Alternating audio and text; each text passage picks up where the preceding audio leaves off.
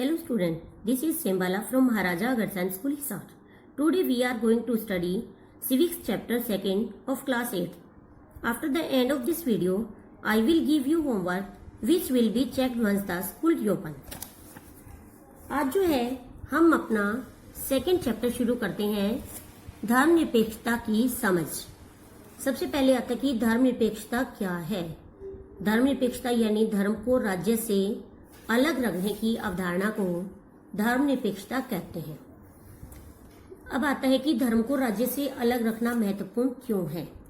धर्म को जो है राज्य से अलग रखना, क्योंकि धर्मनिरपेक्षता का सबसे महत्वपूर्ण पहलू यही होता है कि धर्म को राज सत्ता से अलग रखना, और एक लोकतांत्रिक देश के लिए ये सबसे ज्यादा जरूरी है, क्योंकि हर देश में किसी एक धर्म के लोगों की संख्या जो है वो बहुत ज्यादा होती है।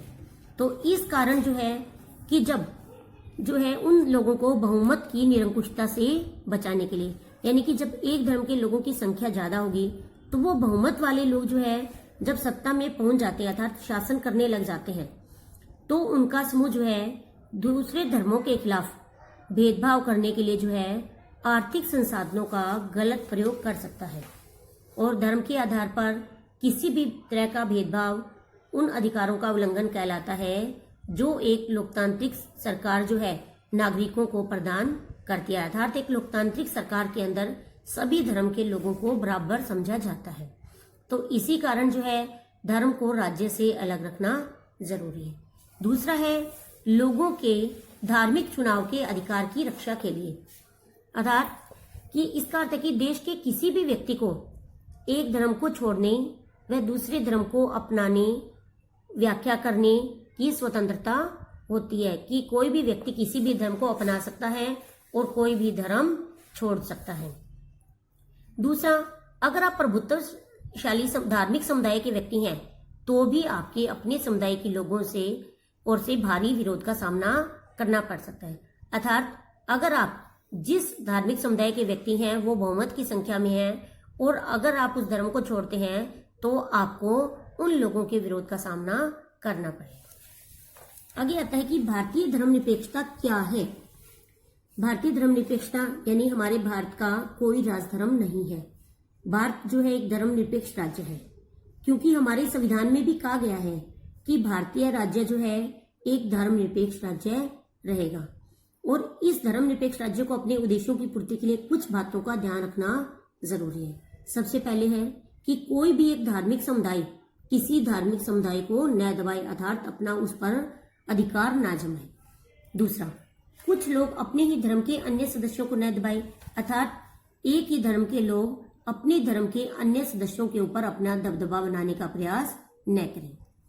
थर्ड, कि राज्य न तो किसी खास धर्म को थोपेगा और न ही लोगों को धार्मिक स्वतंत्रता को छीनेगा, अर्थात राज्य किसी भी व्यक्ति के ऊपर किसी भी धर्म को अपनाने के लिए जबरदस्ती नहीं करेगा और न ही किसी भी लोगों को यानी कि किसी भी धर्म के लोगों की धार्मिक स्वतंत्रता को छीनने का प्रयास करेगा। तो इस तरह के दबदबे को रोकने के लिए राज्य जो है खुद को धर्म से दूर रखता है, और इस कारण जो है वो ना तो किसी एक धर्म को समर्थन देता है और ना ही किसी का विरोध करता है। भारत के अंदर चाहे वो कोर्ट है, कोई स्कूल है, ऑफिस है या कोई भी सरकारी संस्थान है, उसमें किसी भी खास धर्म को प्राथमिकता नहीं दी जाती, अर्थात किसी खास धर्म को मानने के लिए किसी को ना तो मानने के लिए कहा जाता है और ना ही उसको मनाही होती है। अब आती है हमारी भारतीय धर्मनिरपेक्षता की मुख्य विशेषताएं क्या है। जैसे कुछ विशेषताएं, जैसे अहस्तक्षेप की नीति। अहस्तक्षेप यानी कि इसका अर्थ है कि राज्य जो है सभी धर्मों की भावनाओं का सम्मान करेगा, किसी के धार्मिक क्रियाकलापों में कोई दखल नहीं देगा, बल्कि उन्हें कुछ छूट भी प्रदान करता है कुछ धर्मों में। जैसे हमारे भारत के अंदर सिख धर्म के लोगों को कुछ विशेष छूट दी गई है। जैसे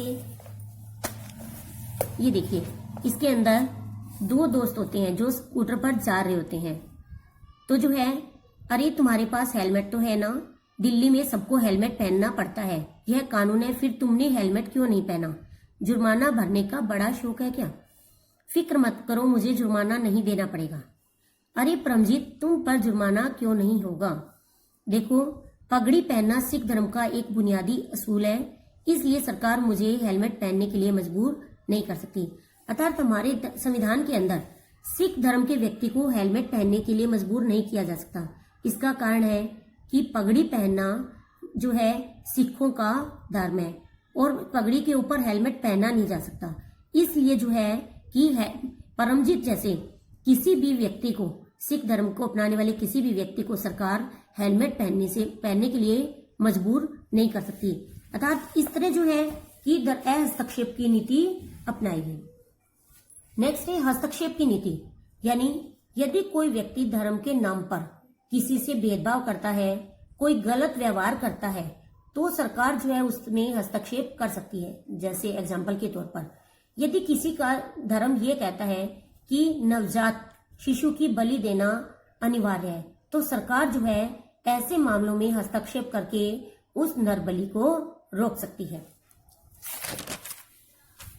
थर्ड है कि राज्य का अपना कोई राजधर्म नहीं है, सभी धर्म के लोगों को बराबर समझा जाता है।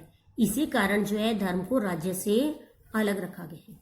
धार्मिक सहिष्णुता, यानी सभी धर्म के लोगों को अपने अपने धर्मों का पालन करने, अपनी संस्थाएं खोलने का अधिकार है।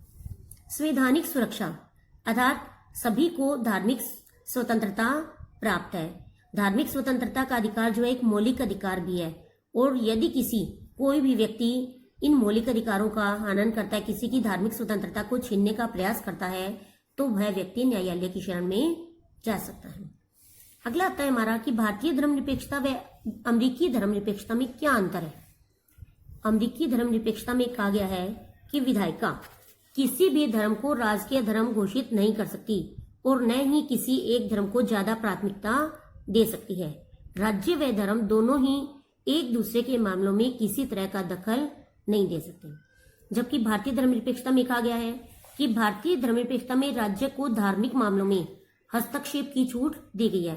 अर्थात संविधान में दिए गए आदर्शों के आधार पर यदि कोई धर्म के मामले में कोई गलत व्यवहार करता है, धर्म के नाम पर जो है किसी का शोषण करता है या किसी को नुकसान पहुंचाने का कार्य करता है, तो सरकार जो है उन मामलों में हस्तक्षेप कर सकती है।